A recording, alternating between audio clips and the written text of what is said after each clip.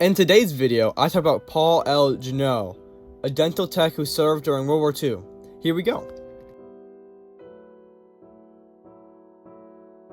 Paul L. Genereux was drafted in the U.S. Army on September 16, 1943, and was sent through Fort Lewis before beginning medical training at Camp Berkeley, Texas.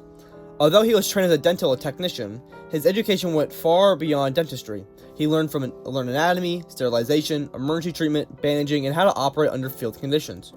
Looking back, he even joked that moving from Camp Berkeley to Brooke General Hospital at Fort Sam Houston was like, quote, going to heaven.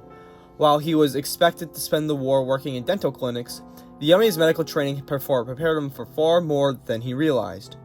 In March 1944, Genereux boarded a small cargo ship bound for England instead of the large troop ship he had expected. The convoy crossed the Atlantic under constant threat of German U-boats traveling under blackout conditions, while destroyers searched for submarines. During the voyage, he watched escort ships drop depth charges after suspected submarine contact. He later remembers seeing a huge convoy of ships from horizon to horizon, illustrating the enormous scale of Allied buildup before the invasion of Europe.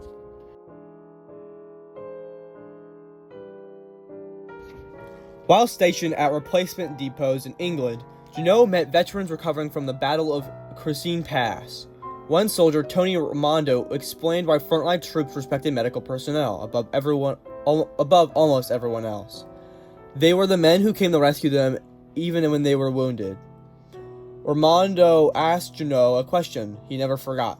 Would you come and get me if I became wounded? Genereux simply replied, quote, yes, and that was that. Just days before D-Day, Genereux unknowingly helped process nearly 2,000 American soldiers passing through Liverpool.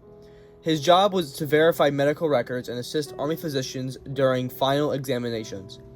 Only after the invasions did he learn that many of these men had immediately boarded gliders bound for Normandy. He recalled, quote, they were loaded into trucks. The gliders were waiting for them to take them on a one-way trip to France. Looking back, he believed Eisenhower's decision to delay D-Day by one day likely saved many airborne troops from even worse weather and heavier casualties. Several months later, Genereux witnessed another unforgettable sight during Operation Market Garden. Standing outside his barracks, he watched endless formations of C-47 transport aircraft towing gliders across the English sky. He remembered they, quote, kept coming and coming, as far as my eye could see.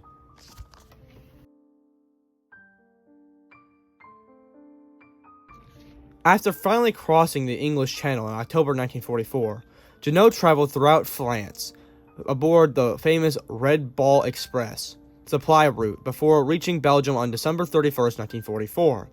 His army career changed dramatically while awaiting for assignment at Replacement Depot.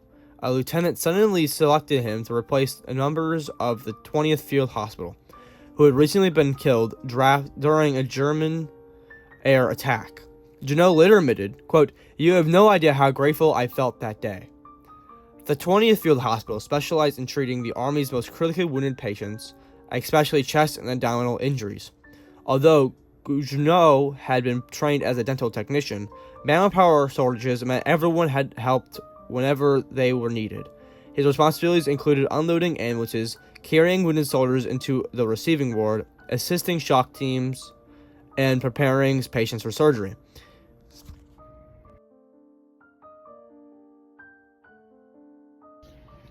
As Allied forces crossed the Rhine River in March 1945, the 20th Field Hospital received a steady stream of casualties. One wounded soldier left a lasting impression of Genereux. A young infantryman from Wisconsin had suffered a gunshot wound through his left lung shortly after crossing the river. Although morphine eased his pain, Genereux watched helplessly as the soldier slowly slipped away. Years later, this memory still haunted him. He admitted, quote, I thought about writing his parents. I've regretted that oversight to this day.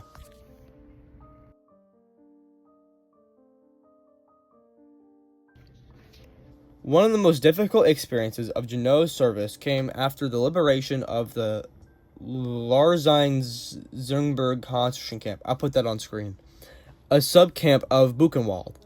The 20th Field Hospital was ordered to receive hundreds of survivors suffering from starvation, disease, and severe neglect.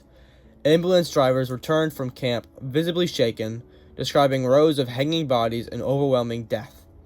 Even before opening the ambulance doors, medical personnel could smell the condition of the survivors. Junot remembered, "The stench was horrible, even through the mask." Unlike battlefield casualties, these patients had endured years of starvation, disease, and abuse. Many survivors were so weak they could barely even speak. Before doctors could even begin treating them, the survivors first had to be doused with DDT, and treated for severe malnutrition before further medical care could begin. By April 21st, the hospital was caring for more than 1,100 displaced persons.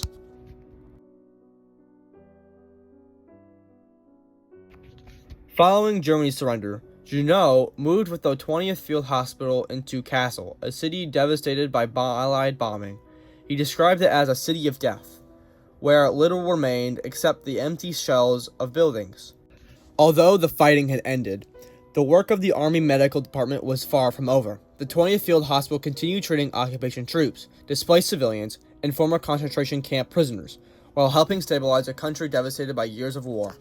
He stayed in Germany until June of 1946, before finally returning home.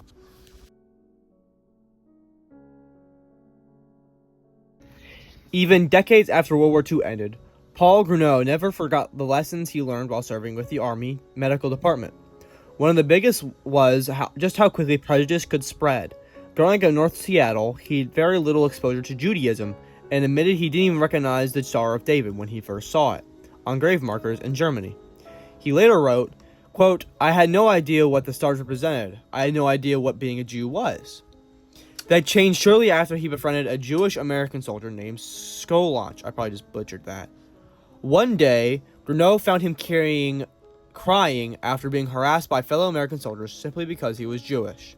He later recalled that Skolach, I'm going to put his name on screen, told him, quote, "You're one of the only few people who accepted me as a friend. No questions asked."